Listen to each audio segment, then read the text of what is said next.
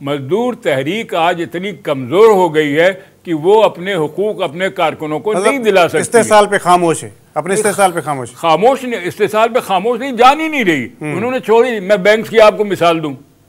अब मैंने बैंक्स में काम किया है। जब मैं वहाँ CBA का प्रेसिडेंट था तो मुल्क का जो सबसे बड़ा बैंक है उसकी मैं CBA का प्रेसिडेंट था। हमारी मेंबरशिप जो है पूरे पाकिस्तान में 18,000 से ज़ायद थी। आज उसी बैंक के अंदर 135 टोटल मेंबरशिप है।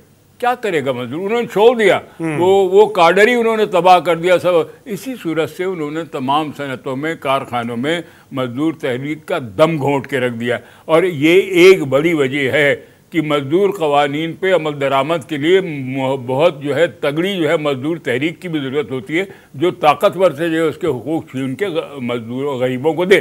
असल में मसला ये है ना कि जो सनतकार है, जो ताकतवर है, वो इक़्तिदार में बैठा हुआ है। अब आपको पावर भी उसी ने देने जिसने पावर सलब किए हुए हैं। तो फिर इतनी जानदार फिर मजदूर तहरीक भी होनी चाहिए ना कि वो इन गासिबों से खड़ा होना पड़ेगा।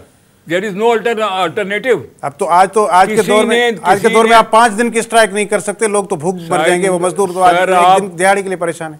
सर आप जो है किसी को दुनिया में प्लेट में रख के हुकूक नहीं मिले, हमें लड़ना पड़ेगा। अगर दुनिया ने आज़ादी हासिल की है, अगर बर्रे सगीर ने आज़ादी हासिल की है, हिंदुस्तान पाकिस्तान ने आज़ादी हासिल की, तो अंग्रेज़ों ने प्लेट में रख के नहीं दे दी थी।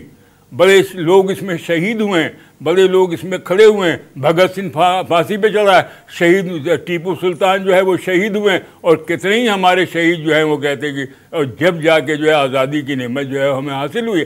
तो ऐसे बैठे बैठे बातें करने से, डायलॉग करने से हम अच्छी तरह से समझते हैं कि ये इस तरह से मानेंगे नहीं। लेकिन हमारे सामने जो है इस मुल्क की दगरगू सियासी हालात भी दगरगू हैं। ये मैं आपसे बता दूं, अगर आप फील न करें, सियासी हालात भी दगरगू हैं। इसके साथ ही साथ जो है इक़्तिसादी हालात तो बिल्कुल तबाह है।